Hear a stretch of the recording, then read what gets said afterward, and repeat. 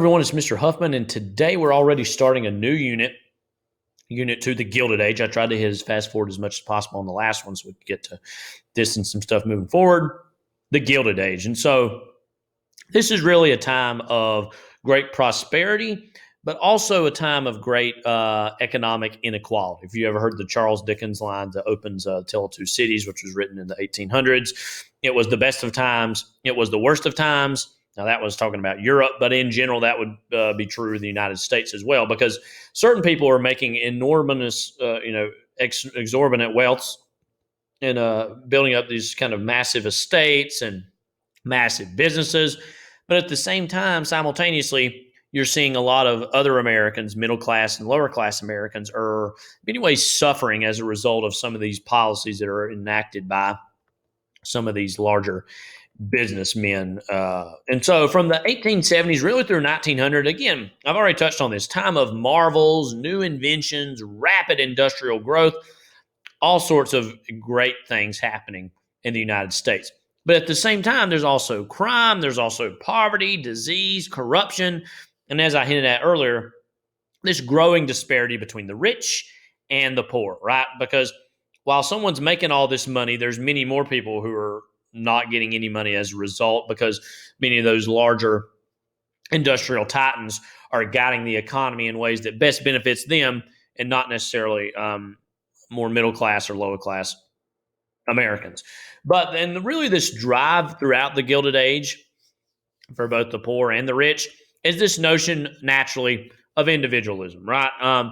In many ways, this goes all the way back to the American dream itself, which was enacted in some ways even before the Declaration of Independence. This idea that you can accomplish your wildest dreams through talent and commitment, no matter how humble your origins. And there are certainly people who come from incredibly humble origins to have great wealth and great privilege, but many people just cannot get over the hump of their class, of their already existing social standing. Race plays a role for many. So we're going to talk about some of the conflicts between some of that ideology and what the realities were. But again, individualism really powered this notion of these business leaders and business titans, the Carnegies, the Rockefellers, the Vanderbilts.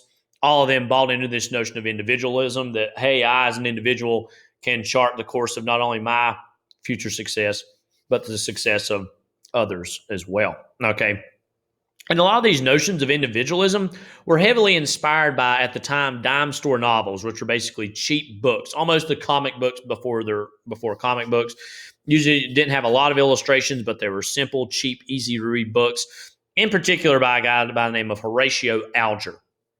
And Alger really created and perpetuated this myth that one individual could conquer all, right? And so Horatio Alger's dime store novels, or cheap books, basically fueled this idea of individualism. There's a picture of Alger there as well. His most famous character in his books was Ragged Dick was his name. And again, a lot of success, rags to riches stories, mostly geared towards boys in particular. So they were popular amongst boys because boys read these books and thought, oh, I too can aspire and achieve great wealth and great privilege, right? So a lot of these, again, fueled by, if not directly, indirectly, the writing of Horatio Alger. And so this idea of social Darwinism is also going to start to creep into the ideologies of the rich and famous. Loosely speaking, this social Darwinism is itself loosely derived, of course, from Charles Darwin's theories on natural selection and evolution, which he published in 1859's On the Origin of Species, which in general really strongly reinforced these notions of individualism.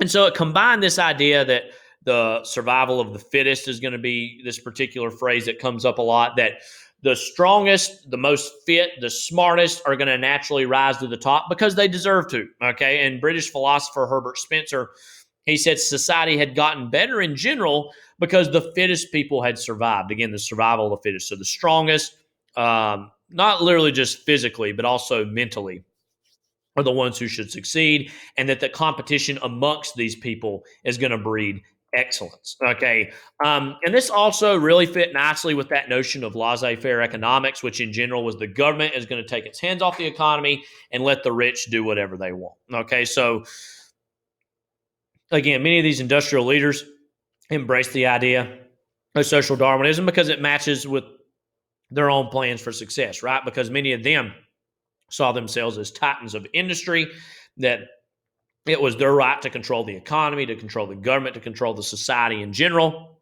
And so laissez-faire economics was a part of that. Social Darwinism certainly fit into that, right? So again, the notion that survival of the fittest, that those who evolve at the quickest rate, the most effective rate, are the ones who deserve to run and control society, right? So that's, again, these are all notions bought in by the upper class, not necessarily by lower and middle class peoples, okay?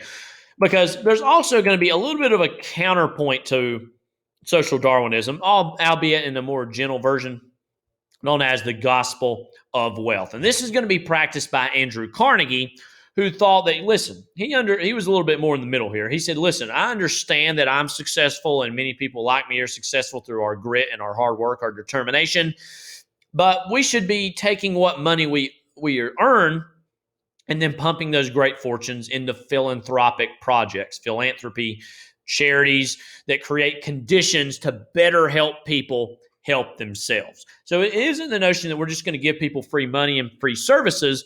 The idea is we're going to help these people so they can get out of their condition and evolve themselves into being a more successful person. Again, Andrew Carnegie was a huge proponent of this. And this is going to be overall a good thing, right? Because it is helping a lot of poor Americans who don't have all these chances and all these opportunities that the Carnegies, the Rockefellers, the what have yous had.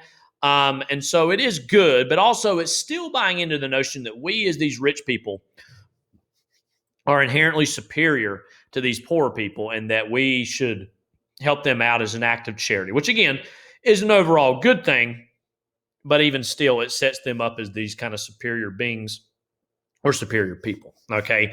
At this time as well, kind of along these lines, eugenics and genetic superiority is going to be a popular series of ideas that pop up into the world. And this is basically trying to measure people's brains and their skulls to determine, oh, they're more smart because their brain is this large, right? And so many of these ideas and these pseudosciences that are frankly disproven years later are oftentimes used to justify horrific racial and ethnocentric stereotypes or conditions. So it's basically a lot of these social Darwinists are buying into the notion, oh, see, the African brain is smaller than the white brain, and so that proves that they're intellectually inferior to white people. Now, again, a lot of these ideas are going to be debunked in the years to come to show that they're oftentimes using extreme examples of one or the other to justify the perpetuation of these awful stereotypes or conditions or basically just racism. Okay, and these are going to be the seeds. The small seeds, but the seeds that eventually are going to inspire the Nazis in the 1920s and 1930s eventually to enact the horrors of the Holocaust, right? So this is something that some of the intellectual elite toy with, this idea and these concepts, but they're not going to be widely talked about or widely accepted in the public because they are inherently controversial, because indeed they are oftentimes disproven or not true. But again, that's going to be yet another way to say, oh, see, our brains are smaller or more developed than these people. And they're not just talking about poor white people. Again, specifically, oftentimes they're referring to people of color, African Americans, Asians, Latinos. So they're using this across the whole swath of the world to justify as a point to try to say that white people are superior to people of color, which was, of course, not true, and a pseudoscience that was since been debunked. Again, they would use these kind of various head sizes and skull sizes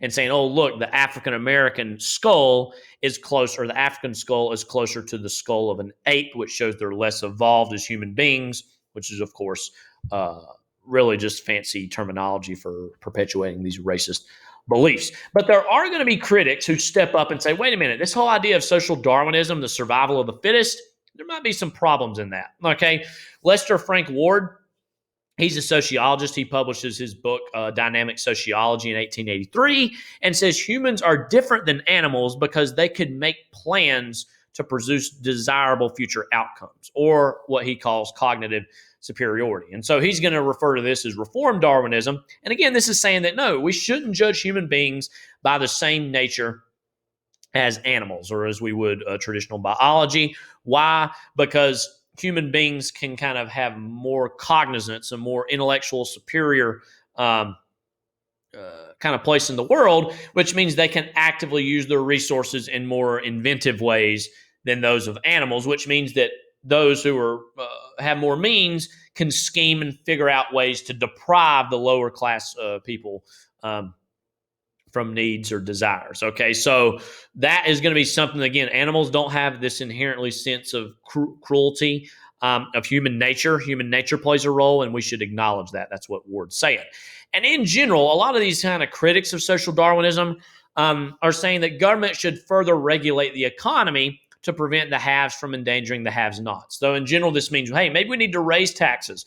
Maybe we need more government regulation, because if we just sit on our hands and do this laissez-faire idea of the economy, then the rich are just going to get richer and the poor are going to get poorer. And they're saying we need to raise taxes, maybe have more government regulations so we can try to cure poverty, promote education as well, that we need to bolster public education, and that all this should not be dictated by private business or what is usually referred to by people who would advocate for social Darwinism as, just simply the marketplace doing its thing. And a lot of these social Darwinist critics are going to come up with this concept and espouse this concept of naturalism, which basically says that, hey, we need to acknowledge some fell in life simply because they were caught up in circumstances outside of their control, right? As human beings, we don't pick who our parents are. We don't pick on our social economic conditions. And that many people's lives are frankly destroyed or set on the wrong path before they're even coming of age to make decisions for themselves. Okay, so again, this naturalism says we need to acknowledge that certain conditions exist that benefit others while making things harder for others as well. Okay, so that's going to be a problem, and that's something that we should address. Again, this is what these naturalists believe, that social Darwinism, it's not really acknowledging the human toll and the human factor, because a lot of people are caught up in conditions, again, as I said, that were just outside of their control. So another thing here, okay, well, if social Darwinism isn't getting the job done, and gospel of wealth is doing a little bit better of a job, but we need something else, the social gospel is also going to come along to try to ensure, again, that there are better conditions for the poor. Because why? Because it's a Christian duty. As a Christian nation in the United States, we should take it upon ourselves to enact the Gospels, enact the Bible, enact Jesus' teachings of, acknowledging your fellow brother or sister as fellow children of God. And it is our social responsibility to, help these people out. Okay, because it could be achieved through both biblical ideals and example, as well as justice and charity. Okay, and so churches take on a whole new function. Those who subscribe to the social gospel, they're building gyms, social programs, providing childcare. And so churches, they're saying, well, if the government isn't going to step up and reform the needs of the people, the church is going to do that. Okay, so the church comes about to try to settle and handle some of these social conditions. Okay, so you're going to have certain groups like the Salvation Army. They're going to offer a lot of practical aid and religious counseling to these urban poor. And again, all this stuff's mostly centered in urban environments. They're less quick to come to rural communities just because they have the less resources there. Okay. Group you've heard of, I know. The Young Men's Christian Association, otherwise known as the YMCA, in particular, goes out of their way to help industrial workers while also organizing Bible studies and citizens action group activities, meaning that they're building libraries, they're building gymnasiums and auditoriums, and even low-cost housing or hotels for people on a temporary basis, right? So again, you got the Salvation Army comes about to try to offer practical aid and religious counseling. You got the YMCA, which is also trying to take a bigger role in the community. And again, all of these things are rooted in the Bible. The social gospel is very much saying that as a Christian nation, we should step up and provide for the needs of the common man, the common folk. Okay. So settlement houses also come about. Now, some of this stuff of the urban poor moving forward has less to do with religion than it does with acknowledging and coming to terms with just the urban poor in general. So settlement houses come about. They're established by a lot of college-educated women, especially. And there's going to be more and more women who graduate from college as the years go by, thankfully for the poor, and usually are in heavily immigrant neighborhoods. So a lot of people who don't necessarily have English as a first language or speak English, they're trying to establish these houses for them as a means to feed them, to clothe them, to also teach them English, to give them a better chance to succeed naturally in the society and in the economy. So a lot of these community centers for reformers try to administer medical care and, like I said, give classes in English. And Jane Addams in particular is going to be a hero of this movement. And she establishes the very famous Hull House in Chicago in 1889. So Chicago is also becoming more and more a hub of immigrants who are moving in. And it's women like Jane Addams who step up and establish these settlement houses, which make it, all the little bit easier for some of these immigrant children and immigrant families to develop in this burgeoning American society. Public education also takes some leaps and bounds during this time. And public education, again, was oftentimes incredibly crucial, especially when it came to teaching these kids English. And it was easier, obviously, to teach a child English than it is an adult because the brain's still developing. So in general, a lot of these public education, initiatives really try to practice the concept and the idea of Americanization, meaning that we're going to teach the kids English. They're going to learn about American history and American culture, which obviously they come from another culture and other traditions, but we want to establish in them a love and respect in American history and American culture, while also instilling in these kids a discipline and work ethic that will allow them to be successful. So again, Americanization, it's almost a version of assimilation, but I would say even more well-intentioned than that in many ways. Because it's saying, listen, here in America, to succeed for the most part, you need to at least know English and speak English, write English, all that. And also have an understanding of American history, of American culture, of American values, and also have a discipline and hard work ethic that can hopefully take you to better things. Here's a picture of Jane Addams here. And again, the Hull House in Chicago, a lot of other major cities are paying attention and taking care to look at the example of Hull House and expand that into their own cities as well. Now, in general, in the late 19th century, the federal government is not doing a whole heck of a lot to reform things at the federal level. After Reconstruction kind of comes to an end in the mid-1870s, really for the next about 25 years, the federal government really takes a step back and doesn't do a whole heck of a lot when it comes to try to instituting new social reforms or new social changes. In 1880, James A. Garfield is going to be elected, and he's going to lead many of his supporters to try to claim that the spoils system, was not a great thing. Okay, so a lot of his supporters thought, well, you won this election, that means we should get jobs. That goes all the way back to kind of the idea of Andrew Jackson in the 1820s and 1830s that if you're loyal to the president, you're going to automatically get a job. Garfield, though, he's not so taken with that. He says, listen, you need to be more qualified than you should just purely because of your party association. And so Garfield's actually going to be assassinated in our second presidential assassination. It's not as important or big a deal as some other ones, by Charles G. Guiteau, who believed he deserved a job opportunity. He was loyal and had worked on the president's campaign in 1880. And so he thought, I should get a job automatically just because I had helped the president.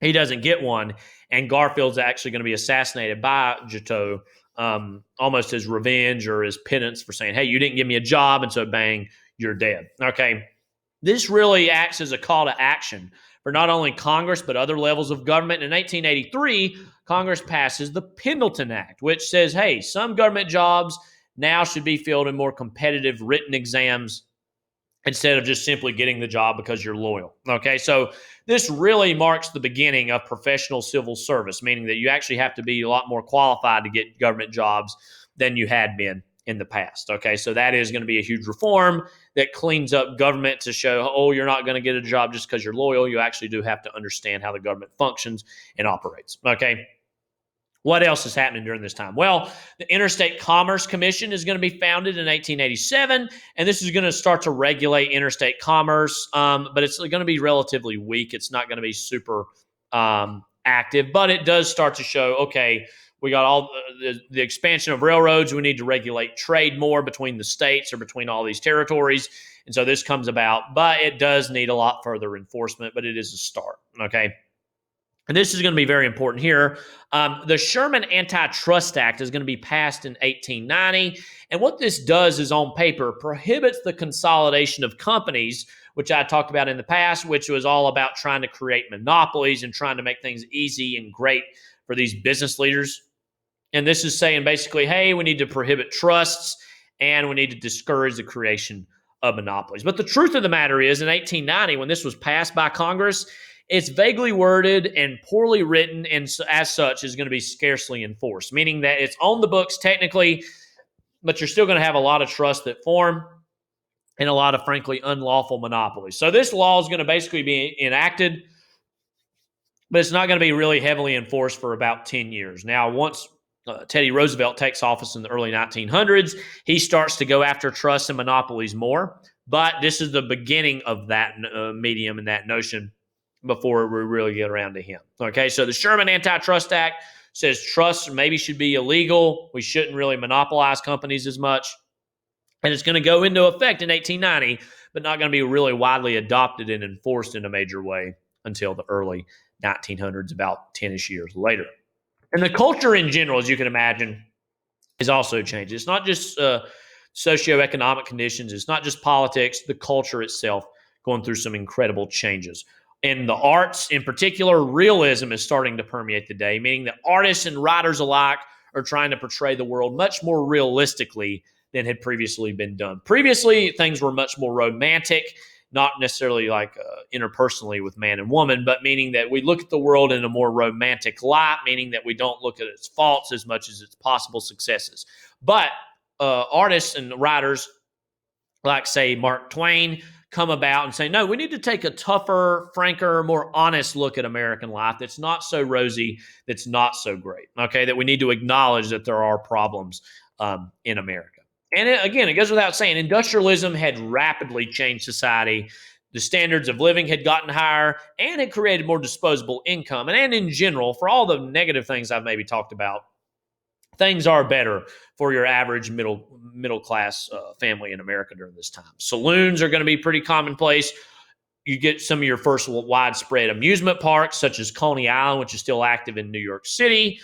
Professional sports are going to slowly start to take off, especially baseball and boxing, as well as vaudeville and ragtime shows. So again, I've talked about some negative things, but in general, for the average middle class family, life had gotten better during the Gilded Age. But that doesn't take away from some of the struggles that some workers and many others are trying to enact and trying to change during this time. And we'll be talking about those pretty soon. So this is Mr. Huffman signing off. As always, if you have any questions, please reach out to me and ask. Take care. God bless.